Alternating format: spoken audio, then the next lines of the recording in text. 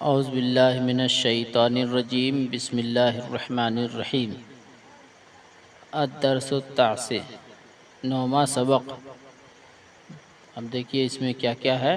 اس نویں سبق میں اسماء ظرف ہے، ترکیب اضافی ہے، اسم کی اضافت ضمیر کی طرف، یہ ہم پڑھ چکے ہیں پہلے۔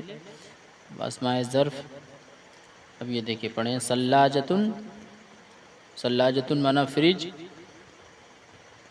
مرواۃن معنی پنکھا، کوبن معنی پیالہ گلاس، سریرن معنی بیڈ، فرشۃ الاسنان، فرشۃ الاسنان معنی برش، قمیص، قمیص معنی قمیض، حذاء معنی جوتا، امام معنی آگے، خلف معنی پیچھے، تحت معنی اوپر، فوق معنی تحت معنی نیچے، فوق معنی اوپر، ٹھیک ہے، تحت معنی نیچے، فوق معنی اوپر۔ اب یہ سلاجہ، سلاجہ معنی فریج، مرواح، مرواح معنی پنکھا، کوبن، کوبن معنی گلاس پیالہ، سریر معنی بیڈ، فرشۃ الاسنان معنی برش، اور قمیص معنی قمیض، حذاء معنی جوتا۔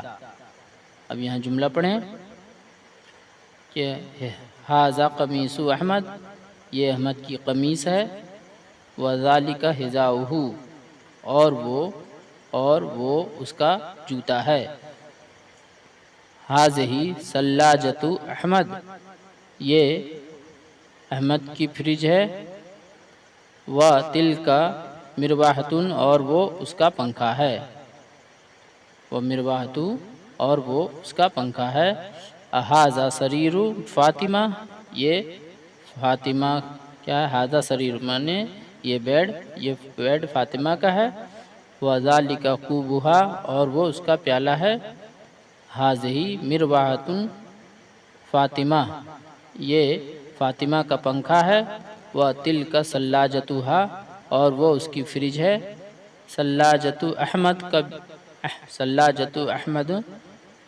احمد کبیرۃ، ٹھیک ہے، ثلاجۃ معنی فریج، احمد معنی اسم احمد ایک خاص نام، اور کبیرۃ معنی کبیر معنی بڑا، اور ہوا احمد کا فریج کیا ہے، بڑا ہے، احمد ثلاجۃ احمد کبیرۃ، احمد کا فریج کیا ہے، بڑا ہے۔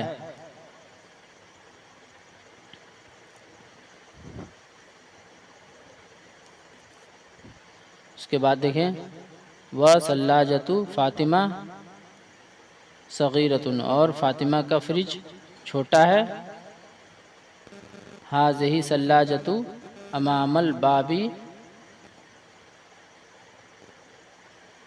یہ دیکھیے، ھذہ ثلاجۃ امام الباب، یہ فریج دروازے کے سامنے ہے، وتلک المرواحۃ خلف السریر، اور وہ پنکھا بیڈ کے نیچے ہے، ٹھیک ہے، بیڈ کے پیچھے ہے، خلف معنی پیچھے، بیڈ کے پیچھے، اور وہ پنکھا بیڈ کے پیچھے ہے۔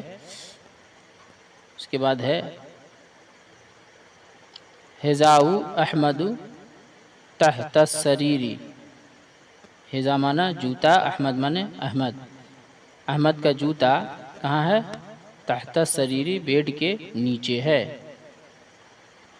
اس کے بعد ہے کوب فاطمہ فوق السریر، فاطمہ کا پیالہ کہاں ہے، سریر معنی بیڈ، فوق معنی اوپر، تو فاطمہ کا پیالہ بیڈ کے اوپر ہے۔ فی بیت احمد ثلاجۃ، ٹھیک ہے، اب یہ ہوگا فی بیت یعنی گھر میں، احمد کے گھر میں کیا ہے، فریج ہے، و مرواحۃ، اور پنکھا ہے، و سریر، اور بیڈ ہے، ھذہ فرشۃ الاسنان، یہ برش ہے۔ اب یہاں تصویر کے ساتھ دیکھ لیجئے، اسے گفتگو میں شامل کریں، جیسے کہ ما ھذا، یہ کیا ہے، ھذا قمیص، لمن ھذا القمیص، یہ قمیص کس کی ہے؟ یہ کرتا کس کا ہے؟ تو یہاں پڑھیں گے ھذا قمیص احمد، یہ احمد کا کرتا ہے، یہ احمد کی قمیص ہے۔ ما ھذہ یہ کیا ہے؟ تو ھذہ ثلاجۃ یہ فریج ہے۔ لمن ھذہ ثلاجۃ یہ فریج کس کا ہے؟ ھذہ ثلاجۃ احمد یہ احمد کا فریج ہے۔ ھل ھذا کوب یہ کیا یہ پیالہ ہے؟ نعم ھذا کوب جی ہاں یہ پیالہ ہے۔ ھل ھذا کوبک کیا یہ پیالہ تیرا ہے؟ لا ھذا کوب محمد نہیں یہ پیالہ محمد کا ہے۔ ماذا علی السریر بیڈ کے اوپر کیا ہے؟ بیڈ پر کیا ہے؟ اب یہاں نے علی مانا پر، ماذا مانا کیا، سریر مانا بیڈ، بیڈ پر کیا ہے؟ علی السریر فرشۃ الاسنان بیڈ پر کیا ہے؟ برش ہے۔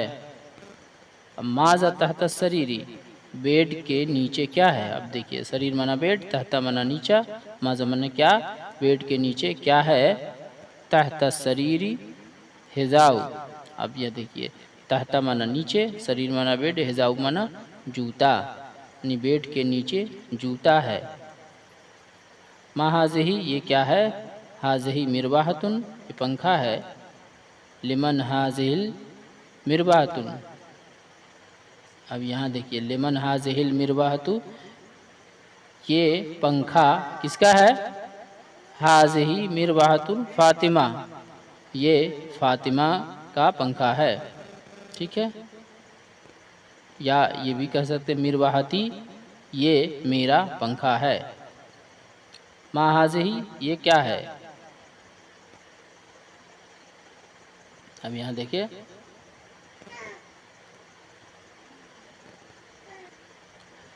ما ھذہ یہ کیا ہے؟ ھذہ فرشۃ الاسنان یہ برش ہے۔ اب دیکھیے لمن ھذہ الفرشۃ یعنی یہ برش کس کی ہے یا کس کے لیے ہے؟ تو یہاں ھذہ الفرشۃ لفاطمہ یہ فاطمہ کے لیے ہے۔ اس کے آگے اور بھی لگا دیں لی احمد احمد کے لیے ہے، لی میرے لیے ہے، لکا تمہارے لیے ہے، لہو اس کے لیے ہے، لہا اس کے لیے ہے، لہو مذکر کے لیے، لہا مؤنث کے لیے۔